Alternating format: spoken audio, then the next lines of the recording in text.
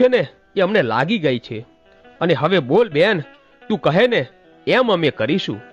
અને ત્યારે માતા ખોડિયાર બોલી કે આ સિંધ મલકમાં રહો છો અને આ પાપી હમીર સુમરાના કામ કરો છો અને રાત દિવસ એના ગઢની ચોકી કરો છો, તો એ તમને ખાવાનું શું આપે છે? કે પઠાપીર બોલ્યા કે મને ઘઉંના બાકડા આપે છે અને માતા સિકોતરને થોડોક કોળિયો ખીચડી આપે છે. અને તે દી મારી ખોડિયાર કહે છે કે સિંધ મલકને છોડી દે અને ચાલ મારી સાથે મારા સોરઠમાં. ખોબલે ખીર અને છૂટી સેવ ન જમાડું તો હું મામડિયાની ખોડિયાર નહીં. અને ખોડિયારે આટલી વાત કરી પછી તો માતા સિકોતર અને પઠાપીર માં ખોડિયારના પક્ષમાં ચાલ્યા ગયા.